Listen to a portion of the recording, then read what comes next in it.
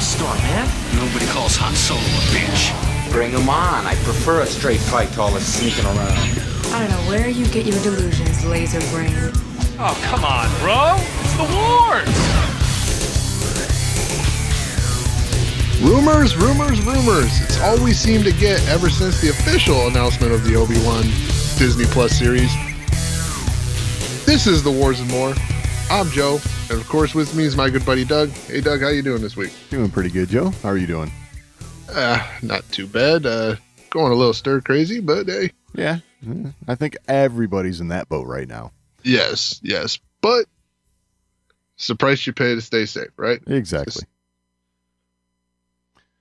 Obi-Wan, man. Yeah.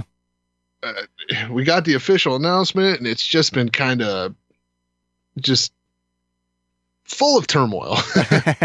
Well, we talked about how many of these recent Star Wars projects are kind of in the same boat. There's been production problems laden with these films and series. It's other than The Mandalorian from everything we know of. It's every project has had its little issues. Well, the Kenobi series is now getting its, according to sources at Variety and the Hollywood Reporter, they're getting their second writer, which typically means this is the way forward, right?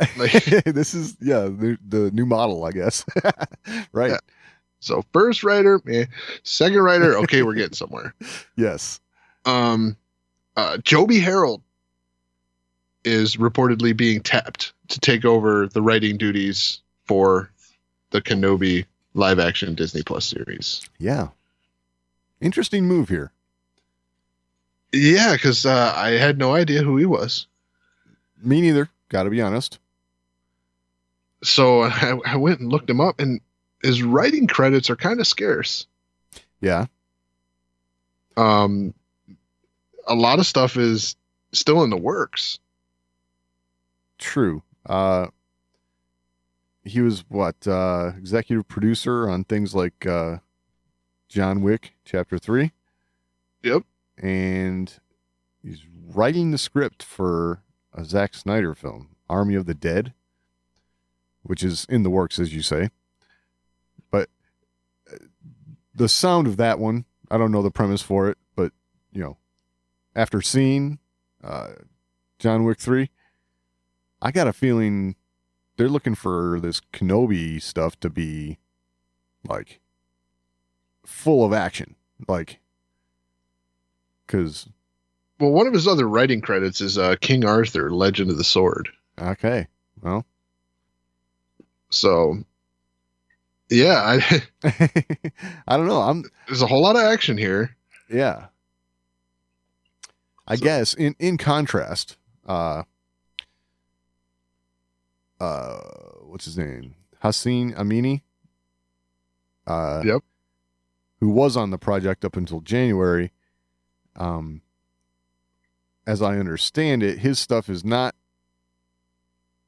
quite as action-packed. It's more dialogue-heavy stuff that he's done in the past. So I have a feeling they're actually, they want this to go a certain way. They know they have an actor who can pull it off in Ewan McGregor. And I mean, he can pull off all of it, any of the dialogue heavy stuff and the action stuff. So, it sounds to me like they're really looking to make this epic. At least that's what my hope is, which I think is what we all want. So I just pulled up Amini's IMDb. Yep.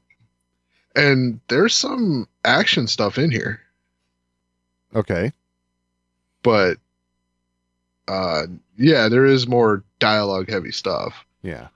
But he did like Snow White and the Huntsman, okay. Kill Shot, 47 Ronin.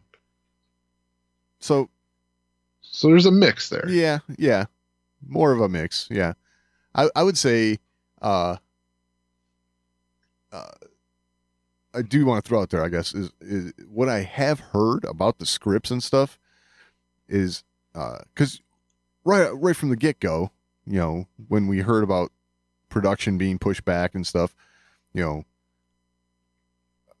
we've read the scripts. The scripts are great. It's going to take a little tweaking in this and that. What I've been hearing is that they had a script for a movie, okay, which is originally what we kind of heard we were going to get for Obi-Wan. And then the decision was made to make a series on Disney Plus.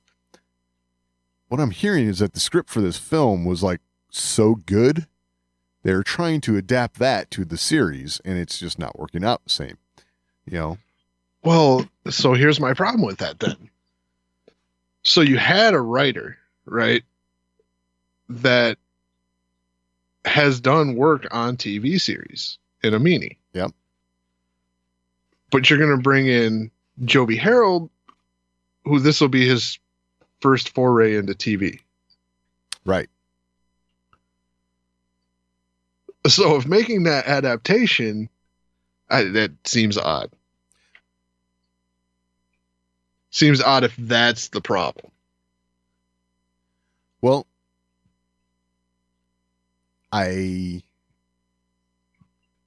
maybe I don't know. I don't know what the problems are necessarily. This is just things I'm hearing that the script was good, but instead of making it a movie, they want to make it the series. So maybe adapting it into episodic format was a problem for a mini.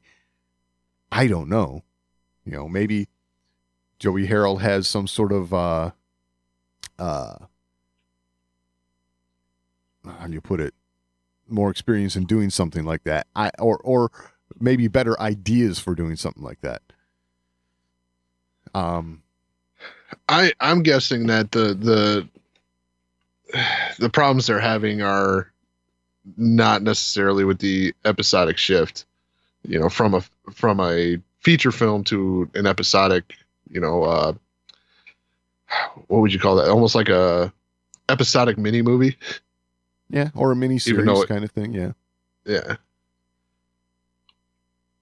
So going to like a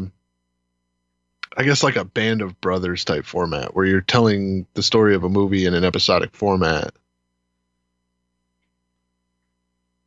Yeah, exactly. Although probably not quite as long.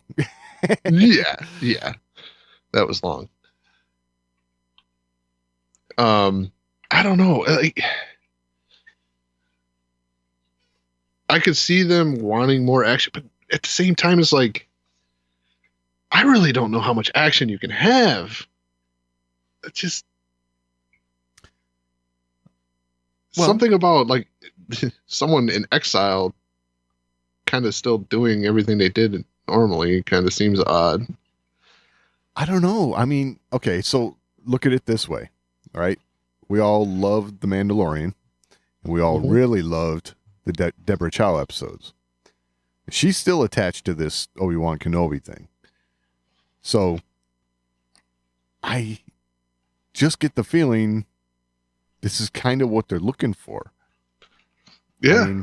I think they're maybe trying to reproduce, and I don't know. How do I put this? Maybe they're looking at how well Deborah Chow's episodes were received of The Mandalorian, and they're trying to make this a formulation.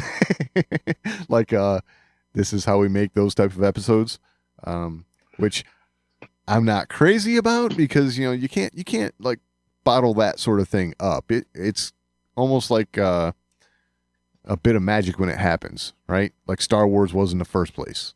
So, right. I mean, and you can't write Han Solo like you would write Luke Skywalker. You can't write Obi-Wan Kenobi like you would write The Mandalorian. True. So if they're trying to force a formula here, that's probably a bad idea. I would agree.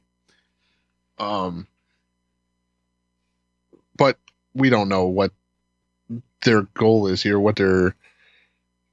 I think Obi-Wan needs to be a dialogue heavy thing. This is what we as fans would be expecting. We wouldn't be expecting a ton of action. We expect some action because otherwise, why do it? Yeah.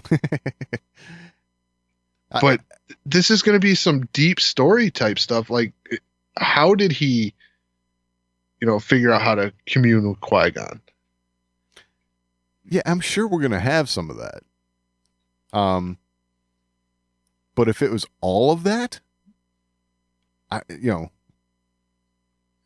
got to have a good mix, in my opinion. Yeah, I mean, so you got to have the general audience in mind here too. Like, okay, the hardcore fans are going to soak that up. Yes. Really deep story-driven stuff that really dives into the mystery of Qui-Gon's ability to live from beyond. Right, appear before Luke on Hoth. Yeah. Yeah. So to him mastering that would be very interesting to hardcore Star Wars fans, not so much towards your general audience. Exactly. So you got to fit some other stuff in there. He's got to get into some stuff. Yes. If there's one thing you can say about The Mandalorian, it brought a lot of those type of fans in that aren't into the big Star Wars mythology. They dug it for the TV show that it is, and I think they're hooked, and for all of us who are picking out every little Easter egg and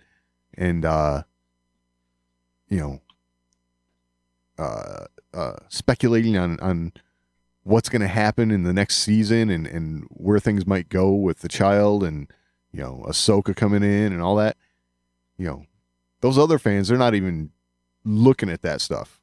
They're going to see these characters come in and it's just going to be like the next episode of the show that they like. So, and I think Disney is looking to have that sort of thing, Right. But they don't need to misinterpret, like Deborah Chow's success on The Mandalorian as, the action sequences. No. I mean, that I think would be a mistake on their part. That's not why she was so successful. It helped. Right. But Deborah Chow, it's very obvious she understands Star Wars, and not only understands Star Wars, but has a unique vision for how it moves forward. Yes. So understands the past of Star Wars and has a great vision for the future of Star Wars. Oh, I totally agree with that. So she was able to direct. Obviously, she didn't write it, but she didn't write it, right? No, I she don't just think directed. So. No, most of that was Favreau, I believe. Yeah. But in her direction, showed that she had an understanding of the past and a vision for the future. For sure. And, there's got to be a lot of stuff that happens behind the scenes where, we're not privy to the entire inner workings of everything,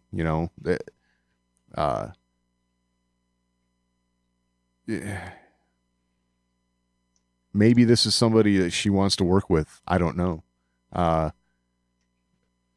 Could have something to do like that. Well, let's just take real quick. Yeah. What I was saying right there, Deborah Chow's, understanding of the past, vision for the future, right? Sure. Let's compare it to the sequel trilogy films, right? Right. JJ obviously has an understanding of the past. Yes. And there was probably too much of that. Well, maybe. Let's just say there was probably too much of that, in my opinion. Okay. Ryan had a vision for the future, and there was too much of that. Maybe. I think we need balance here. I think because when it comes to both of those guys, I think JJ's vision of the past was a little diluted, and I think Ryan's vision of the future was a little diluted, to be honest about it. Okay. So, I mean, and I think all of that mixed up together made for a, you know, a clunky trilogy. there you go. Nice way of putting it. I like it. So, Yeah, not bad, but clunky. exactly. Not bad, but clunky. Yes, I like it. More clunky.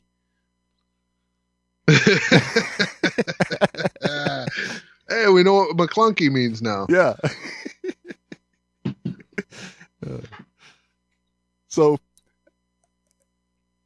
hopefully they're making something that was something else that lends itself to this whole going from a movie script to episodic scripts is did you not mention to me before we started recording that they're actually shortening the length of this thing? Yeah, so rumors are that it's going from 6 episodes to 4. Right. Which may make you believe this is like you might have like 4 mini movies as opposed to a series, television series. It could be set up more that way. Maybe doing that is going to lend itself better to certain aspects of the script they have on hand. And I don't know. That's just some of the thought that I've been hearing, and it kind of makes sense to me a little bit. I'm just so like the story arcs of like a story arc from the Clone Wars or a story arc from Rebels. exactly, as opposed to one-off episodes. Yeah, Right. and So they're all going to tie together. together and tell a big story. Yes, So it'll be like a long movie if you watch them back to back to back. yes. Which I'd love to see that. Somewhere between a 4 and 6 hour movie when you put all the episodes together for Obi-Wan. Heck yeah. It's a good way to spend a Saturday afternoon. Well, I mean, you're not getting Ewan McGregor for 4 22-minute episodes, like. Oh, let's hope not. God. Yeah, this has got to be something. I figure you're going to have like a minimum of 45 minutes on these things. Yeah, I think it's going to have to be 4 hours total. Like, Yeah, I would agree. so 4 1-hour episodes. Yeah. I mean, you got to make an impact here. Yeah, for sure. This is not a character that you come in and swing light with. No. Well, I mean, every part of it, right? We've talked about Ewan's ability to do all the action, and then the what do you call it? The dialogue heavy stuff, the introspective stuff. How he got to be what he was in episode 4. Ewan can pull all of that off. So I think you'd be doing a disservice not to delve into all of that stuff. I mean, you're talking action stuff. I'm thinking a lot of the stuff at the beginning of episode 2 all the way through the Mustafar battle. I mean, and the there's also the aspect of Obi-Wan where, what's Grievous call him? The detective or I don't detective, remember. I think, something like that. Anyway, but he's the guy out finding clues, which he did in both episodes 2 and 3, so they could go a lot of different routes with this, a lot of different angles. I'm of the opinion that what they're doing right now is trying to make sure that they're putting together the best crew to tell the best Obi-Wan story they can. So, and however this changes in the meantime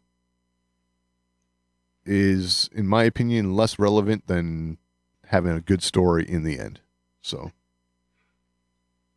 Yeah, I mean, we spent more time talking about what we think's going to happen than the actual hiring of Joby Harold. Yeah, true. But hey, you know, But I mean, that's part of it, though, right? Like, absolutely. we're trying to discover their vision for this within these hirings, Well, yeah, and this is a series that is so mysterious to us because we don't know what happens in this time period at all. right.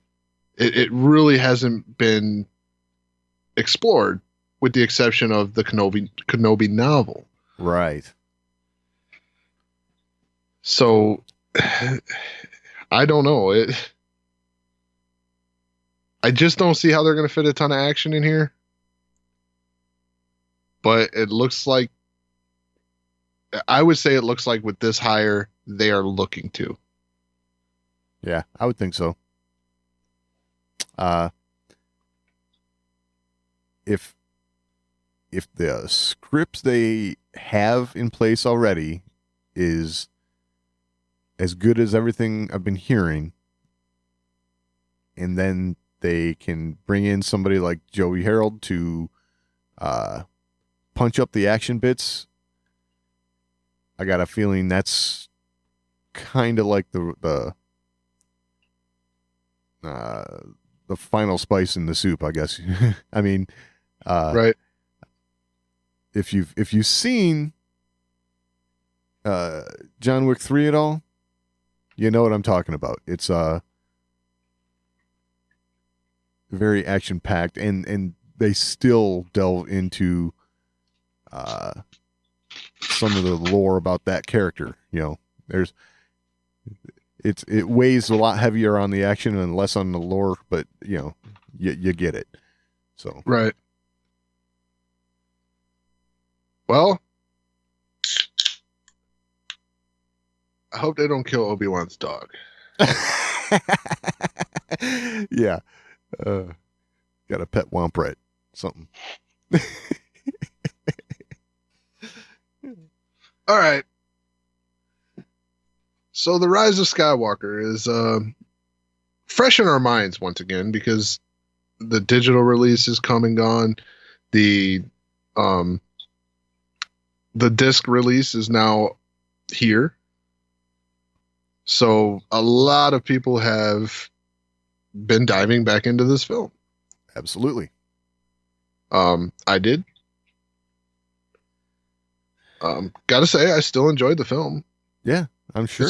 It's a lot of fun. Yeah.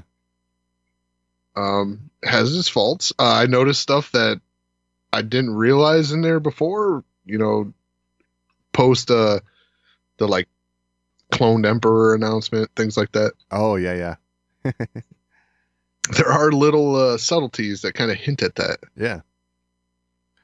So that was interesting. I'm interested to see what more gets revealed to us in the future as books come out and, you know, things expand on this. And we realize, oh, wow, they did kind of allude to that. And they did kind of allude to that. They just didn't expand on it, which we assumed was going to be one of the things that were going to happen here. Yeah, this is the sort of thing that happens with Star Wars a lot, right? The movie was good for what it was, but this story becomes far more rich when authors can latch onto a certain little aspect of what was in the film and then expand on it. Create a whole new story on that. Yeah. Yeah, which for the final movie in the series, you really don't expect that to be the way forward, but I guess it is. Yeah, I guess it is. Yeah, it's the end of the Skywalker saga on film. Yes, on film. Yeah. We're going to fill in the gaps with comic books and books. Yeah, I haven't had time to dive into the novelization. Maybe I should do that here. Yeah. That would be a good idea. I should do that too. Yeah, so yeah, not something I've done yet, but something I should do because just that little bit of information I got did enrich the story when I watched it again. So Yeah. yeah, definitely should dive into that. But Chris Terrio revealed some more about the rewrites and things like that in the Rise of Skywalker. Yes. What were the rewrites? Yeah, what's the quote? I've never rewritten a film as much as this one. Yes. It's funny because I saw that quote and I thought, wow, your first reaction is, oh my gosh, was it that bad to begin with? But when you really think about it, you could come at this from different angles. I mean, this is Star Wars is so expansive that you could have things written one way, and then as things start playing out in front of you as you're filming and stuff, you can figure that, okay, the things are going to work better this way, so then you have to rewrite that part, and then maybe that affects something else later on down the road. And keeping in mind the whole time that you're wrapping this whole thing up, so I can understand why there'd be a lot of rewrites. Yeah, and there's a lot of pressure when you're wrapping up something this big. So you're constantly second guessing yourself. Oh, sure. You're probably having the big wigs say, I don't know about that, So and there's another quote here that kind of alludes to that. It says, it's like a tide. There's a new script every morning, but we just keep going at it and going at it, loosely thinking that it's not good enough. It's never good enough. Wow. I like that they had that nagging feeling the whole time that it was never good enough, because that, in my mind, makes it seem as though they're striving to be better. So constantly, which is a good thing. So that I like. Yeah, but at the same time, you ever heard the saying, a lot of times your first idea is the best idea? Yes. Yeah, sometimes you can work yourself right out of it. Yeah, I understand what you're saying. Yeah, there's also a saying, don't let perfection be the enemy of the good. Right. I mean, I totally get it. I almost feel like, because we have to remember too, this is, JJ wasn't originally going to make this film. So, at the point in which he was brought in Chris Terrio, I think they had to, they almost had to kind of work this way, I mean, because, we talked before about the different writers, directors for the different films, JJ, Ryan, and going back and forth and not having a cohesive plan of attack. And for the Rise of Skywalker, not only was JJ coming back to this project after someone else worked on it, he was coming in kind of late because, pretty much Colin Trevorrow had already started on it and, kind of pushed the timeline back for JJ a little bit there. Right. So it went on, right? It says, luckily, the production team is so good that they can shift and adjust. We're course correcting as we go. We're trying things. And some things don't work. Some things aren't ambitious enough. Some things are overly ambitious. Some things are too dense. Some things are too simple. Some things are too nostalgic. Some things are too out of left field. We're finding our balance. It is the best of times. It is the worst of times. Yep. Yeah. So, that kind of statement right there, kind of lends itself right into what I was trying to get at, and that's that they're trying to walk that fine line, and sometimes they find themselves veering off to one side or the other, and they have to course correct and get it back on track. So, well, I sense that there was panic. it kind of feels that way. It feels like panic to me. And yeah, I don't know if that's the best thing to have going on.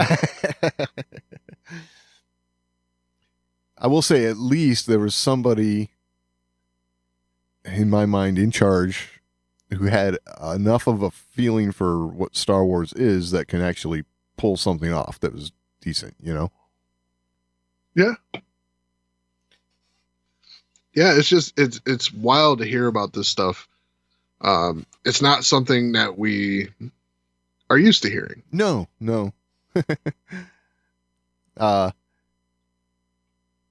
It goes right back into what we were saying before about, these productions as of late kind of being chaotic.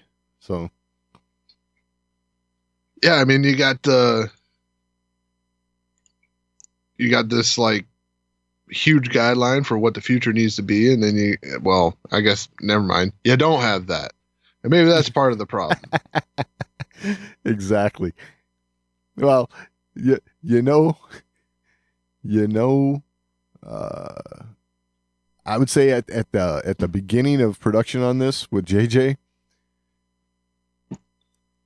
you knew this was going to be the end of the Luke Skywalker saga. We'll put it that way.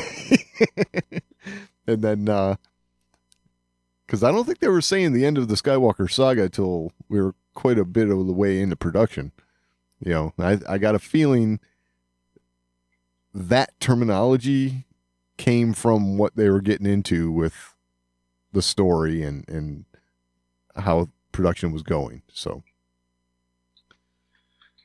like, they might have I can found say this. I mean, obviously they're saying it's the end of the Skywalker saga, and we're never going to delve into Rey again because, at the end of this film, Rey kind of takes that surname. Right.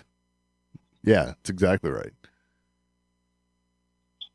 So I don't know. Seems like to me these guys were caught up in a lack of vision for the project as a whole. This project never had a start and a finish point. There were no bounds to work in. Yes. So the first film went one way, the second film went another way, and then the last film had to try and pick up the pieces from both and then project it into a finale. I would agree with that. And this is the fault not of any writer in this series. This is the fault of Disney not having a vision for this trilogy. Amen. I am 100% on board with that statement. Yes. You're absolutely right. Yeah. I mean, I think the biggest thing to point out in this trilogy of films is each film stands out on its own. Yeah, for sure. Each film is a good film if it were a film by itself. Yes. But I think all three of these films suffer for the trilogy. They're not cohesive. They didn't have a singular vision. And that hurts them for the overall look of the trilogy. I would agree. 100%. All three films were good as standalones, but they just didn't This didn't work together very well. Right. So, and you can see that here in what Chris Terrio's saying. When he says all that, this was this way, this was that way, this was this way. This is panic right here. Yeah. And this is not knowing how to fit in what they wanted to do into this film. That's right. Outlines, So, people. We need outlines. Yes, outlines. You start with that. Start with an outline, then you could have 3 smaller outlines underneath that one. This is the direction we need to go. Yeah, that'd have been perfect. Hey, what do I know? Well, I mean, you look at the way George did the other trilogies. The trilogies were written. Yeah, things changed along the way, Yes. but the trilogies themselves were written before he started production. Yes. He had a start point and an end point. Sure, tons of stuff changed along the way. Yep. But the overarching story remained the same. Yeah, absolutely. Granted, with the prequels, you know where they're going. You got this trilogy over here that everything has to end up at this point. So you got a hard end. Yeah. You got a hard stop that you have to adhere to. Very defined. Yes. And you decide, okay, I want to start with Anakin as a young kid. Now you got a start point. Now you fill in the gap. Yeah. I don't feel like they had a start point, end point for this. It just, and for the first one, the first trilogy, you don't need that because it's the first one. It starts where it starts. It stops where it stops. Yeah, exactly. Yes. But unfortunately for the sequel trilogy, it didn't get to start, where it starts, or just start where the last one left off, and then it ends where it ends. You decide to jump 30 years and decide to fit it all in. Right. I understand you jumped 30 years because you wanted to keep the original trilogy characters involved. Yeah. But when you do that, you kind of put some constraints on yourself. Exactly. I do believe there was a balancing act there, because I'm sure you have the studio that wants them involved because of the name recognition and from the nostalgia standpoint. And then you had writers, directors that were really wanting to do something new and put their mark on Star Wars, but their hands were kind of tied a little bit with having those characters involved. There was only so much that could be done. And I still believe a true, real good Star Wars story for the new cast could be told from here moving forward. So, yeah, I mean, and it could be told devoid of the constraints of the original trilogy. exactly. Which is, in all honesty, maybe they should have done from the beginning. I loved having, don't get me wrong, No, I'm with you. don't take me the wrong way. I loved having our original trilogy characters involved. Yes. But in hindsight, they wanted too much to tell their own story and not utilize those characters. Yes. In my opinion, this trilogy should have been heavier on the legacy characters, with the new cast kind of sprinkled in and getting their foothold into the universe, and then they could have told more stories beyond with them that were all about them.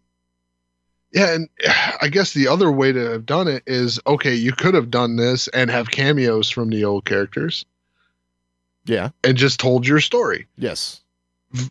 devoid of constraints of the original story. Yes. But no, you decided to put them in and weave the story around the original story. And then you decided that, whoa, we don't want to do that. Let's just make it cameos. And then we're like, crap, now we're at the end. What do we do? Yep. So there was just a lack of vision here. And I think so too. like I said, 3 good standalone movies. as a trilogy together, completing the saga fell kind of short. Yep. And we're seeing more and more why, because it was just chaos. Yeah. Just chaos. Just chaos. Absolutely. No structure. Have something to add to the conversation? Or you just want to let us know how we're doing? Email us, show@thewarsandmore.com. That's the best place to get in on the action. But if social media is a little more to your liking, @TheWarsAndMore on Twitter is always a good place to interact with us. And we're also on Facebook, facebook.com/TheWarsAndMore. And of course, your portal to this and everything else, The Wars and More, is thewarsandmore.com. All right, so now we've gotten to the part of the episode that every week I am just ecstatic to do, because I never really thought we'd get to do this. But it's Clone Wars time. Right on. So this week we're talking about Season 7, Episode 7, Dangerous Debt. First thoughts, Doug. What do you think? I like this episode. This was it did a lot to help develop the character of Rafa, right? Yes. It was kind of eye-opening in that respect. I got a feeling things are gonna, you and I have been going back and forth a little bit on how her character is going to end up, and I think it's kind of leaning towards what you were saying. And well, let's just backtrack a little bit. Okay. Because the first week, you and I were on the same page. We both thought this was going to end up in like a split for these two. Oh, okay. Okay. Right. It wasn't until last week that I started to feel like Rafa was going to have a change of heart. Okay. I felt like last week kind of started to sow the seeds of that, just based on how far in they had gotten, and how Ahsoka kind of seemed to be getting through a little bit from time to time. Yeah. And even this week, Ahsoka's still only getting through a little bit from time to time, more so at the end of the episode. But you see more recognition of Rafa getting the point. Ahsoka keeps trying, but Rafa's starting to get it a little bit. Especially the part where she's talking about, she's your sister. How else would she view you, kind of thing. I forget the exact wording there, but yeah, that was. Well, the other thing is like, do you think she would separate from that? Separate from this lifestyle if you're doing it, like right, kind of along those lines. Like, she's not going to stop following you. She cares, Exactly. And then the other thing is that both Rafa and Trace made connections to the way, made connections to their relationship with Ahsoka and their mother. Yes. In different ways. Yes. Because Trace saw Ahsoka, her mother would have helped her. That's what her mother would have done. Right. That's what made her approach her in the first place when she crashed. Right. Because it was the right thing to do. And it was kind of funny that, Ahsoka later says to Rafa, I've lived my life helping other people because it's the right thing to do. And then Rafa says, I know someone else who used to talk like that. Yeah. And, Trace has told me, so their mother is the connection here that's gonna bring this whole thing to probably a stop. I think this lifestyle is gonna stop for both these characters. Yeah, it may.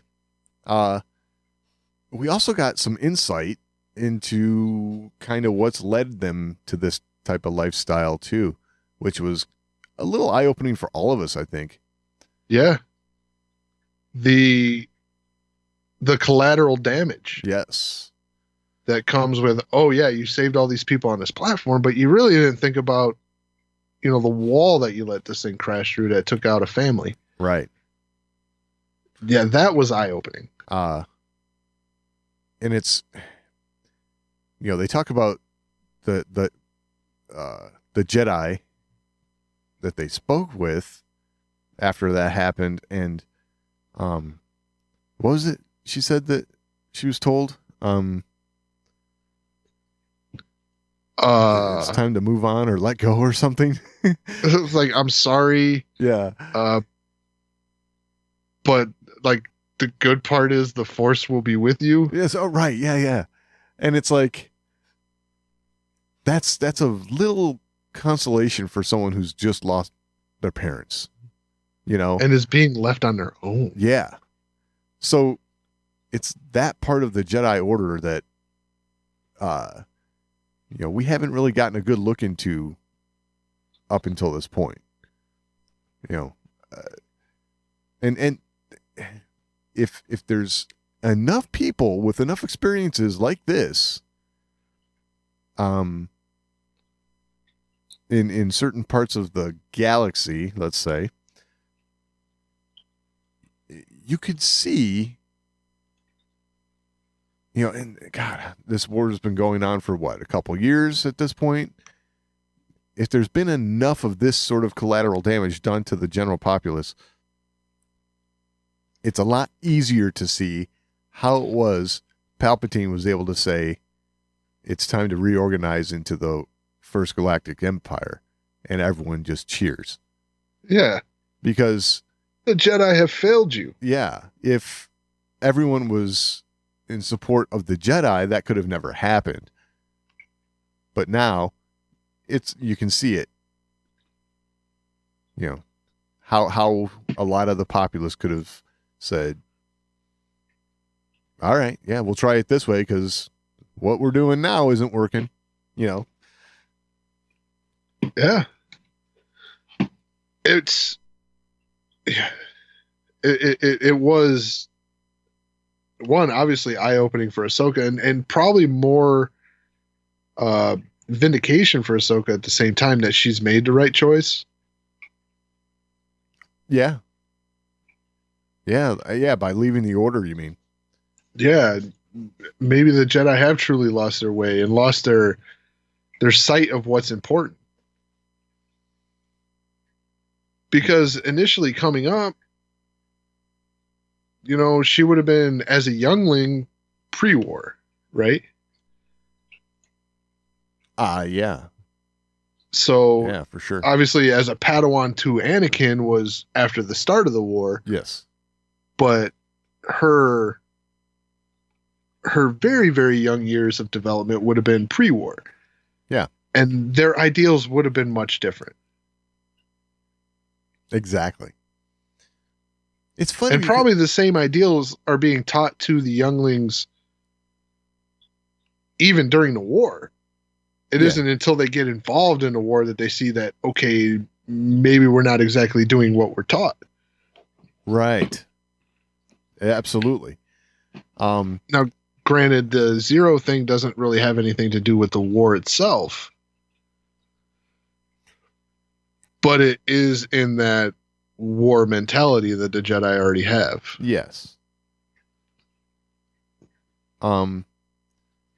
It's funny, you see a progression kind of this has to have been going on for a long, long time, but we do get to see a progression of the Jedi kind of losing their way. Yes. Yeah, it starts off with, some objections of, the Jedi are supposed to be peacekeepers, not generals kind of thing. Right. And up to what we're seeing now where, well, hey, at least you'll always have the Force will be with you, kind of thing after losing the parents. And, and granted, I'm not blaming the Jedi for that happening necessarily, but, there could be more compassion, maybe something done for them more, something. And,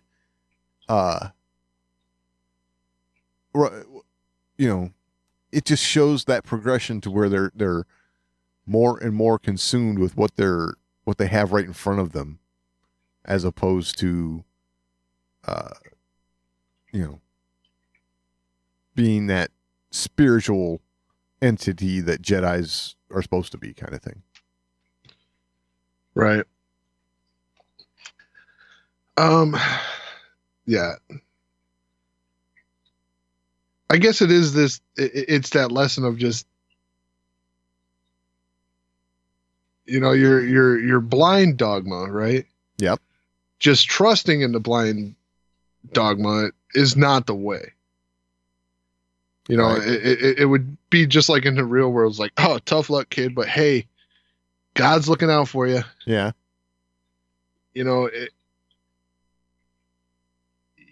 Sure, you can feel that way, but you just had two kids lose their parents. They're going to need some help along the way here. Exactly. And you should probably consider that before running off, especially if this is your mission in life, to help those who need help. Yeah. So just your blind dogma of, hey, the Force will protect you. Yeah. Yeah. While the kids are going, like it did my parents. Yeah, exactly. It was a poor move on that Jedi's part. And probably one that happens way too often. Right. And it's because of their distraction. Yeah, exactly. Because they're already starting to focus on the next thing that's going on. What's the next problem that's got to get solved? What's the next battle? Where is there another skirmish going on? Yeah. But the craziest thing in this lesson, right, is would an Anakin Skywalker walk away from them like that? I don't know. I don't think so. That's the craziest thing about this to me, is because I don't think Anakin would just walk away and say, hey, the Force is with you. Anakin would have been concerned. Yeah, probably. Because Anakin seemed to get attached to everything, every situation, feel compassion for every situation. Right. So he goes too far the other way. Yeah. Yeah. So that's what's weird to me is I don't know. It was an eye-opening thing to hear, and a real thought-provoking sequence. Yes. Yeah, I did like that. It was good.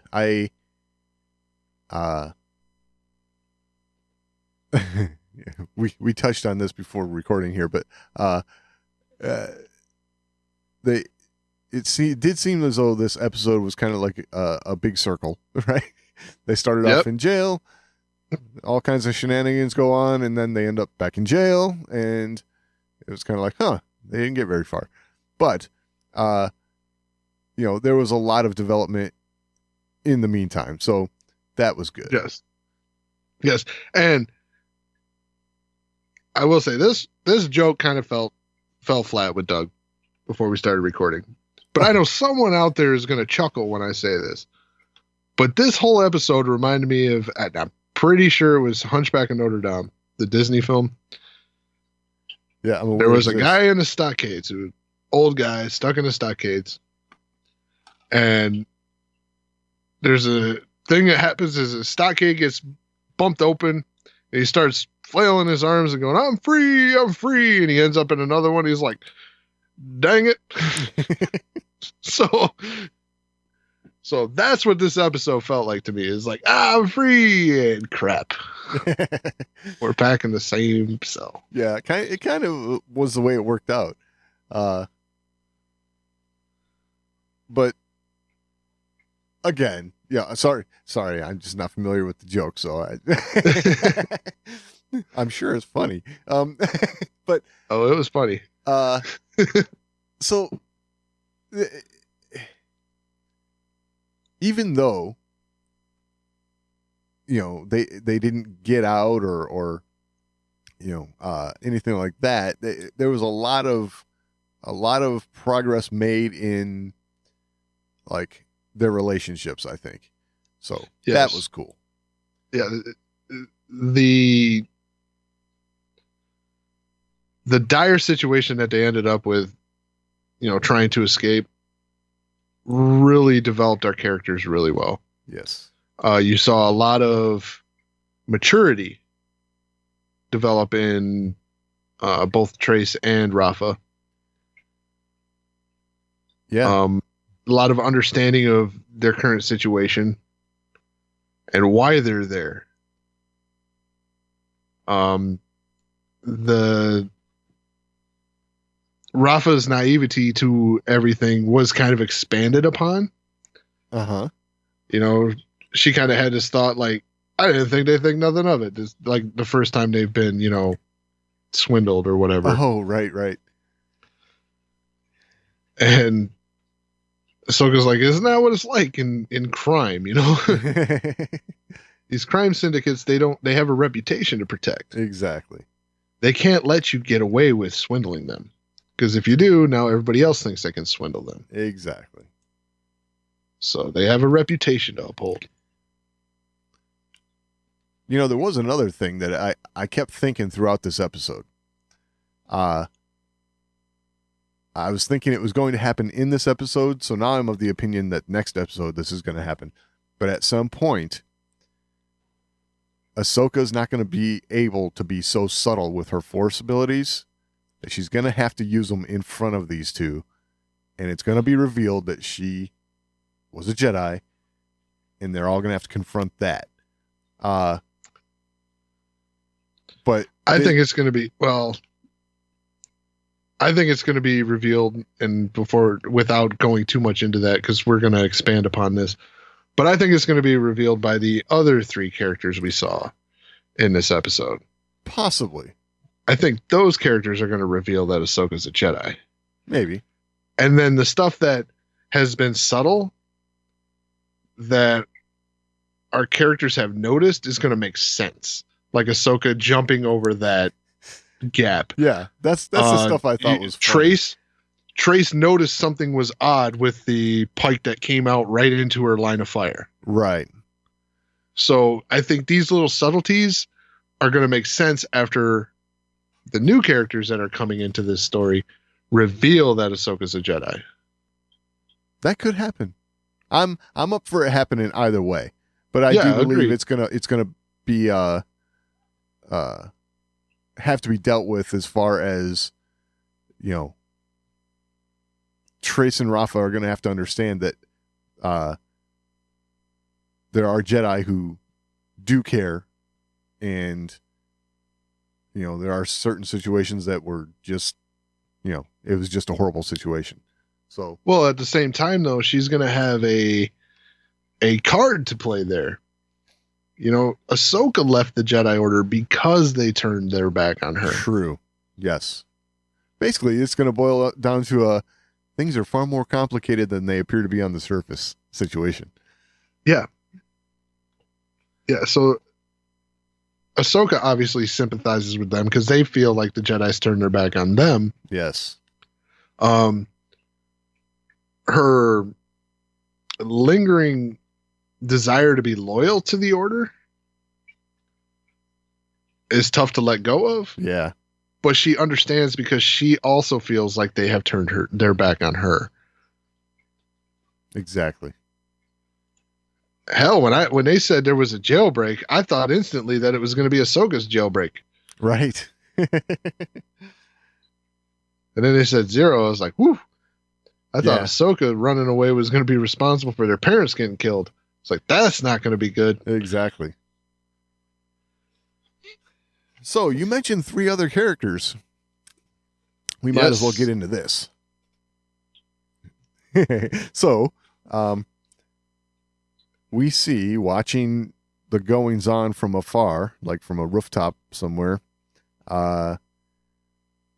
3 cloaked and hooded Mandalorians. So, one that was instantly recognizable. Exactly. We all saw right away that was Bo-Katan. Yes. So,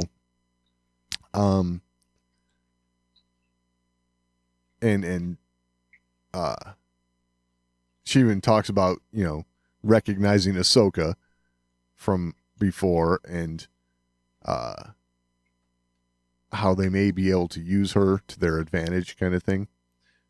So, Yeah, they have a common enemy. Yeah, clearly this is going, this is setting us up for what's to come in the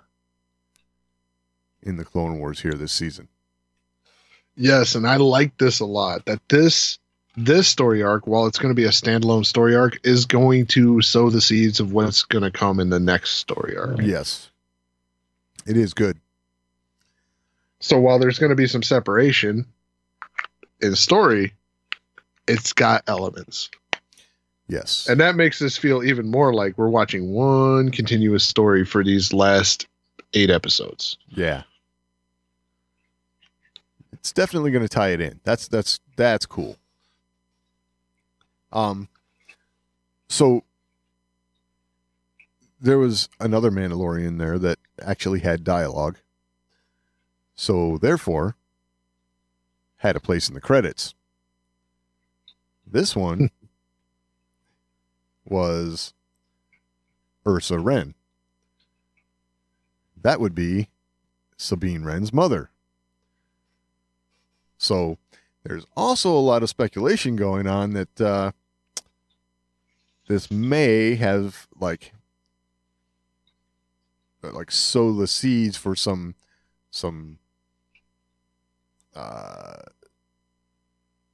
like ties. I don't know, something like that to we have Ahsoka, Ursa Wren. Ahsoka later knows Sabine Wren, and could possibly move into Ahsoka being in season 2 of The Mandalorian. So, I mean, we have the tie of the Darksaber. Last we knew before Moff Gideon, Bo-Katan had it. Yep. So there's that tie. These are all very loose connections, right? Yeah, because this is long before Bo-Katan gets the Darksaber. Correct. Long before. But what it does is it creates familiarity with all these characters as time goes on. Yes. So, this is the sort of thing that is done in storytelling to where you can actually go from a point A to a B to a C, and you connect all the dots. So just looking at all these dots that are being laid out there in front of us and seeing the potential. We're seeing reasons now, like all these connections that are being made, all these people that Ahsoka's interacted with, we're seeing a reason why Ahsoka would want to be involved in the events of The Mandalorian. Yes. Because her involvement with the Mandalorians themselves is about to become very, very, much, much deeper. Absolutely. And we know that expands even further in Rebels. So she's going to have a long history with Mandalorians. Oh, yeah. Yeah. And with Moff Gideon having the Darksaber, maybe him being involved in the death of Bo-Katan, or at least a usurping of Bo-Katan, Right. would probably garner Ahsoka's interest in getting involved. Yes. Yeah, she's definitely going to recognize that weapon. Oh, yeah. She's going to know something's wrong if she's not aware of what's already gone down. So I would assume she's probably already aware. could be. I mean, again, this is all pure speculation, but I think what we're seeing here is it's one common thread being twisted throughout all kinds of story arcs. So I like this. It's kind of And obviously we're making a hindsight connection here because these stories were written before The Mandalorian. right. But The Mandalorian has a key involvement from Dave Filoni. Yeah, I was just gonna say. I mean, that's he's got all. Remember what we said earlier about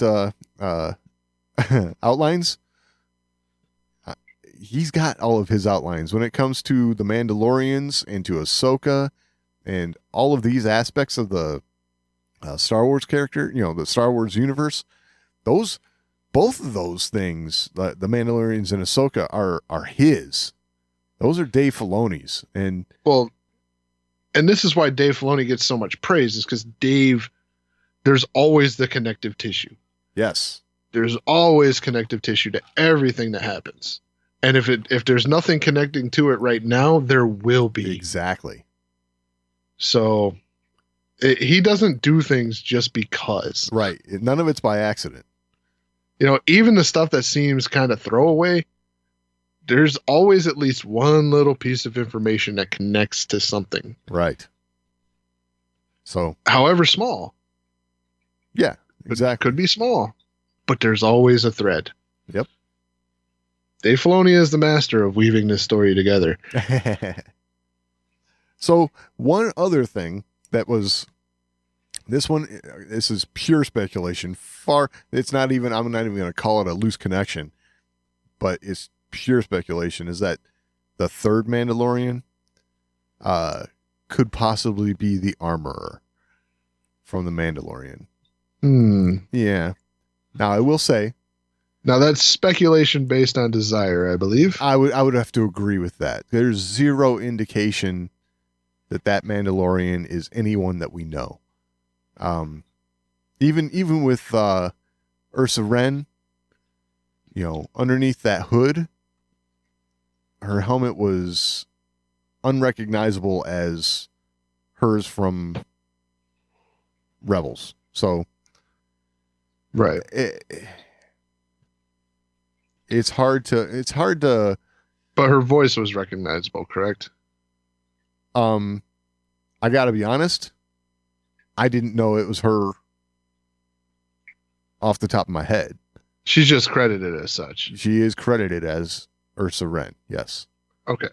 So I mean, that's as much confirmation as you need. You don't need the connecting, helmet, voice. Right, but I mean, the reason the other one, the reason I bring up the helmet is because with the third Mandalorian not having dialogue, I don't believe there was a credit for that Mandalorian. So, that's kind of what make me go down that road. You know what I'm saying? Don't get me wrong. Yeah, that would be freaking sweet. Oh yeah, I'm with especially you. if we get to see that character in some sort of action. Right. We've already seen that this character can whoop some ass. For sure. So, now, yeah, would definitely like that to happen. There is,